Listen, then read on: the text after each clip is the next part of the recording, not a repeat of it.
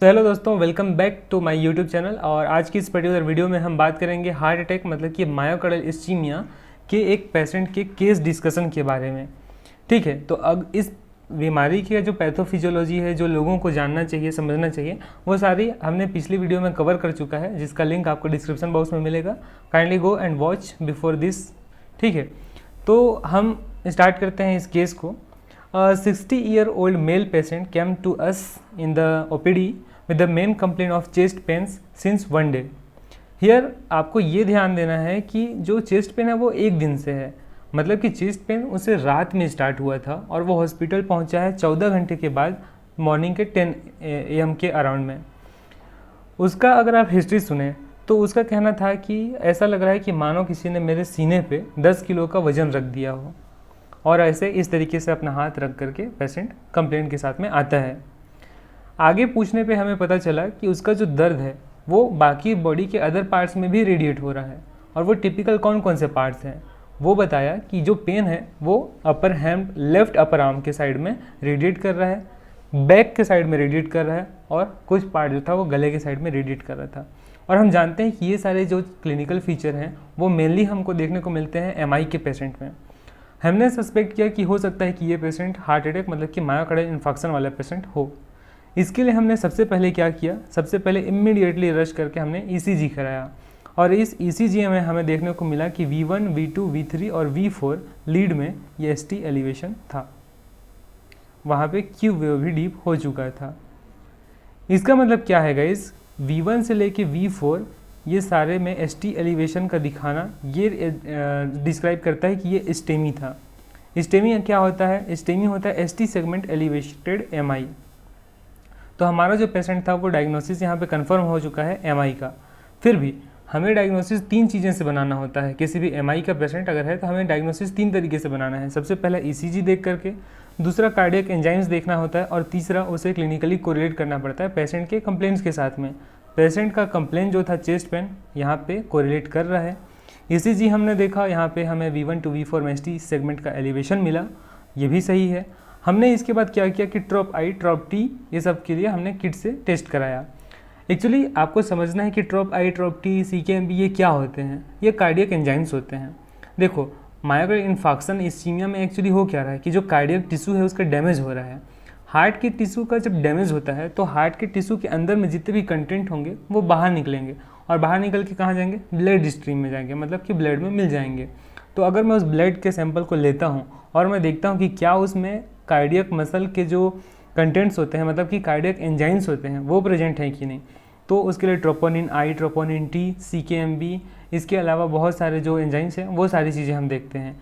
ये देख के हमें ये पता चलता है कि ड्यूरेशन कितना हो सकता है MI का, MI कितने देर पहले आया होगा, कितना टाइम हो चुका है उसे, ये सारी चीज़ें हम देखते हैं। तो ये 3 इन्वेस्टिगेशन करा लेने के बाद में हम उसके ट्रीटमेंट के पार्ट की ओर आगे बढ़ते हैं। आपको ध्यान ये देना है कि यहाँ पे जो पेशेंट था वो नॉन केस ऑफ डायबिटिक है, मतलब कि वो डायबिटिक पेशेंट है, शुगर वाला पेशेंट है। और आपको ये ध्यान देना है कि देखो क्या होता है कि हार्ट पेशेंट में मैं बताया कि हार्ट अटैक हो रहा है तो चेस्ट पेन हो रहा है उसको, लेकिन अगर वो डायबिटिक होगा तो हो सकता है कि वो ऐसे कंप्लेंट के साथ में आए ही ना, उसे पता ही ना चले कि हार्ट अटैक उसे हुआ है। इसे हम कहते हैं silent MI। Silent MI silent क्यों बोल रहे हैं? क्योंकि उसके जो क्लिनिकल सिम्टम्स होंगे वो बिल्कुल भी कोरिलेट नहीं करेंगे, इसे हम साइलेंट MI कहते हैं। बिल्कुल शांत रहेगा लेकिन हार्ट अटैक उसके आया होगा। ये साइलेंट MI क्यों होता है? ये होता है डायबिटिक वाले पेशेंट को न्यूरोपैथी की वजह से। तो यहाँ पे हमारा जो पेशेंट था वो हॉस्पिटल में आया था 14 घंटे बाद में, इसलिए हमारा जो ट्रीटमेंट का प्रोटोकॉल था वो चेंज हो गया था। अगर वो इमीडिएटली आता तो हमारा जो मेन ट्रीटमेंट का प्रोसीजर होता वो होता PCI, मतलब परक्यूटेनियस इंटरवेंशन, या परक्यूटेनियस इंटरवेंशन। इसमें क्या किया जाता है, इसमें हमारे आर्टरी में, कोरोनरी आर्टरी में जो ब्लॉकेज है उसे मैकेनिकली रिमूव किया जाता है। लेकिन ये पेशेंट हमारे पास काफ़ी लेट आया है, इसलिए हम इसका केवल मेडिकल मैनेजमेंट करेंगे। तो स्टार्ट करते हैं हम इसका ट्रीटमेंट। देखो, सबसे पहले क्या है कि चेस्ट डिस्कम्फर्टनेस है, उसको चेस्ट में पेन हो रहा है। 2 मेन कॉज हो सकते हैं इसके। पहला कार्डियोवास्कुलर ओरिजिन हो सकता है कि हार्ट में कोई प्रॉब्लम हो। दूसरा हो सकता है कि उसके चेस्ट में, मतलब कि उसका लंग फील्ड में कोई प्रॉब्लम हो सकता है किसी निमोनिया या प्लूरल इफ्यूजन जैसे कोई भी बीमारी हो सकती है। पेरिकार्डाइटिस हो सकता है, उसे प्लूराइटिस हो सकता है, ये सारी चीज़ें भी हो सकती हैं। तो ऐसे कंडीशन में हो सकता है कि उसे सडनली ब्रीदिंग डिफिकल्टी भी होने लग जाए। तो इससे हम प्रोप्ड अप पोजीशन में रखते हैं, पेशेंट को 45 डिग्री पे एलिवेट करके रखते हैं उसके बेड को, और साथ ही उसे इंटरमिटेंट O2 इनहेलेशन देते हैं, ऑक्सीजन देते हैं जब ज़रूरत पड़े तब। हमारा जो पेशेंट था, अगर आप उसके वाइटल्स को यहाँ पे ध्यान दें तो उसका जो ब्लड प्रेशर था वो था 180/120, मतलब कि ये हाइपरटेंसिव भी पेशेंट है। हालांकि उसे पता नहीं था, ये अनडायग्नोस्ड केस था, उसे हाइपरटेंशन के बारे में पता नहीं था, केवल उसे डायबिटीज़ के बारे में पता था। तो अब हमारा जो टारगेट होगा वो ये होगा कि उसके ब्लड प्रेशर को भी कंट्रोल किया जाए। तो इसके लिए हमने क्या किया कि ब्लड प्रेशर 170 से ज़्यादा है, SBP यहाँ पे आप देख रहे हैं कि 180 है, जो कि 170 से ऑब्वियसली ज़्यादा है। तो हम स्टार्ट करते हैं NTG, नाइट्रोट्राइग्लिसरीन। ये क्या होता है, ये वेनोडाइलेटर्स होते हैं जो कि ब्लड को वेंस में ज़्यादा रखेंगे, जिसकी वजह से आर्टरी में ब्लड कम रहे और ब्लड प्रेशर कम हो जाए। तो ये अपन कितना देते हैं, NTG जो है नाइट्रोट्राइग्लिसरीन, इसके एक एम्पूल में 5 ml होता है। इसे आपको 45 ml NS के साथ में मिलाना होता है। इस तरीके से 50 ml के सिरिंज में हम इसे स्टार्ट करते हैं। यहाँ पे हमने स्टार्ट किया था 1 ml पर आवर के अकॉर्डिंग। बाद में हम उसका BP का मॉनिटरिंग करते हैं। अगर उसका BP अभी भी कंट्रोल नहीं हो रहा है तो इस नाइट्रोजन ट्राइग्लिसरीन का जो इन्फ्यूज़न रेट है 1 ml पर आवर, उसे बढ़ाएंगे, अपन करेंगे 2, 3, 4 अप टू 6। इस तरीके से इसके ब्लड प्रेशर का कंट्रोल होगा। दूसरा यहाँ पे हम अब चलते हैं, मेन जो ट्रीटमेंट है वो अपन MI के ट्रीटमेंट के साइड में। सबसे पहले आप देखो यहाँ पे क्या है, सबक्यूटेनियस इंजेक्शन इनॉक्सापेरिन। इनॉक्सापेरिन क्या है, एक्चुअली ये हिपेरिन होता है। हिपेरिन क्या है, ब्लड थिनर सर। ये क्या करता है कि एंटीकोएगुलेंट होते हैं जो कि क्लॉट फॉर्मेशन से बचाते हैं। हमने देखा यहाँ पे अल्टीमेटली हो क्या रहा है, अल्टीमेटली क्लॉट्स बन रहा है कोरोनरी आर्टरी में, जिसकी वजह से हार्ट नेक्रोसिस हो रहा है, कार्डियक मसल्स डैमेज हो रहे हैं। तो इससे बचने के लिए हम इनॉक्सापेरिन दे रहे हैं। इसके बाद हम देते हैं सबलिंगुअली टैबलेट देते हैं सॉर्बिट्रेट।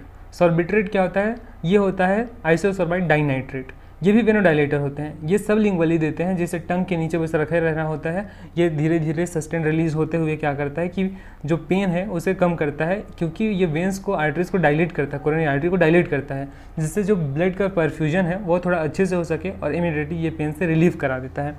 अगर मान के चलते हैं कि हमारा पेशेंट अभी भी चेस्ट पेन हो ही रहा है, उसे चेस्ट डिस्कम्फर्टनेस अभी भी है, सॉर्बिट्रेट देने के बाद भी है, ठीक नहीं हो पाया है, तब ऐसे कंडीशन में हम रामबाण इलाज देते हैं, और वो होता है ट्रामाडोल। ट्रामाडोल बहुत ये एक्चुअली में क्या है, ये एक मॉर्फिन्स होते हैं, ओपियोइड्स होते हैं। तो ट्रामाडोल एक्चुअली में क्या होता है, ट्रामाडोल एक्चुअल में ओपियोइड्स होते हैं जो कि ओपियोइड एनाल्जेसिक की तरीके से काम करते हैं। तो ट्रामाडोल का 1 एम्प्यूल हम लोग 100 ml NS के साथ में देते हैं। हम इसे 10 ml NS के साथ में भी दे सकते हैं अगर हमें फास्ट एक्शन चाहिए, लेकिन ट्रामाडोल वोमिटिंग इंड्यूस कराता है, इसलिए हम उसके साथ में ऑन्डन भी ऐड कर देंगे, ऑन्डनसेट्रन। ओके, अब अगला जो टैबलेट है वो है इकोस्प्रिन AV। देखो इकोस्प्रिन AV में दो चीज़ें हैं, आप यहाँ पे देखोगे कि इकोस्प्रिन AV, इकोस्प्रिन मतलब कि एस्पिरिन, और अपन जानते हैं एस्पिरिन क्या है, एस्पिरिन होता है एंटी प्लेटलेट ड्रग। प्लेटलेट्स क्या होते हैं, प्लेटलेट का फंक्शन हमने देखा कि ये थ्रोम्बस बनाते हैं, क्लॉट बनाते हैं। हमने देखा कि जो एथेरोमेटस प्लग था, जब उसकी भित्ति रप्चर हो जा रही थी तब वहाँ पे प्लेटलेट्स डिपॉजिट हो रहे थे और वो कम्प्लीटली ब्लॉक कर दे रहे थे आर्टरी को। तो एस्पिरिन क्या होगा, उस चीज़ से बचाएगा एंटी प्लेटलेट एक्शन के थ्रू। अब एटोरवास्टेटिन क्या है, ये स्टेटिन ग्रुप के ड्रग हैं जो कि ब्लड में कोलेस्ट्रॉल के लेवल को कम करेंगे, जो कि फ्यूचर में किसी भी तरीके के अटैक के प्रिवेंशन के लिए जिम्मेदार होगा। तो इस तरीके से आपको ध्यान देना है डोसेज। इकोस्प्रिन मतलब कि एस्पिरिन का एक टेबलेट 75 mg का आता है, और जो क्लोपिडोग्रेल है उसका 20 mg का आता है। तो आपको एस्पिरिन के 4 टैबलेट एक साथ देना है, मतलब कि 75/4, तो यहाँ पे 300 mg जो टैबलेट है वो स्टेट देना है। उसके बाद में 1 टैबलेट ओडी रखना है जो 75 mg देंगे अपन। तो टैबलेट एटोरवास्टेटिन जिसके 20 mg का एक टैबलेट आता है, तो आपको 4 टैबलेट एक साथ देना है, इस तरीके से 80 mg हो जाएगा। उसके बाद 1 टैबलेट ओडी रखना है अपने को। क्लोपिडोग्रेल क्या होता है, क्लोपिडोग्रेल एक्चुअली में एक ब्लड थिनर्स होते हैं। ये ब्लड को थीन करके रखते हैं ताकि किसी भी तरीके का थ्रोम्बस या कोएगुलेशंस न हो वहाँ पे। तो ये 75 mg का एक टैबलेट आता है, जो 4 मतलब कि आपको 300 mg का टैबलेट, 4 टैबलेट अपने को यहाँ पे देना होता है। उसके बाद इसे भी 1 टैबलेट ओडी रखते हैं।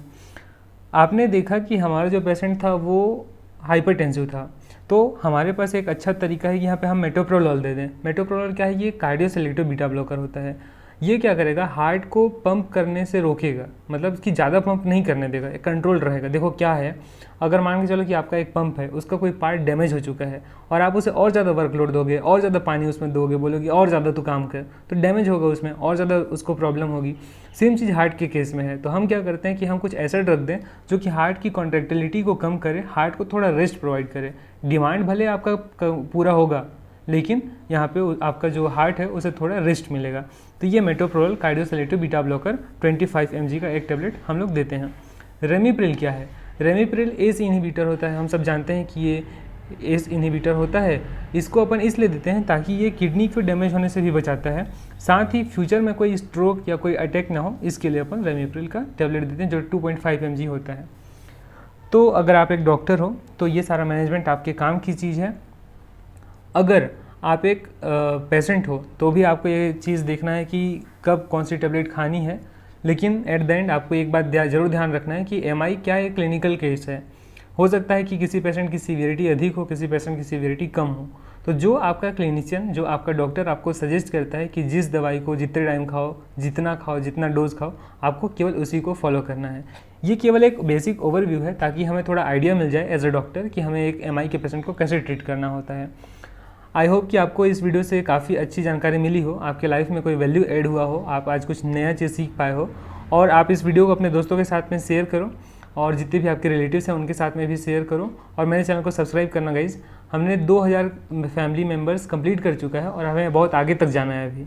तो सब्सक्राइब करना। मैं ऐसे क्लिनिकल केस डिस्कशंस की वीडियोस भी आपके साथ में लेकर आता रहूँगा, जिस पे मैं कोशिश करूँगा कि काफ़ी अच्छे से इस वीडियो को बनाऊँ, जो मैं पेशेंट के साथ में इंटरेक्ट करता हुआ मैं उसके फाइंडिंग्स को आपके सामने पेश करूँ, ना कि आपको यहाँ पे बैठ के मैं डिस्कस करूँ।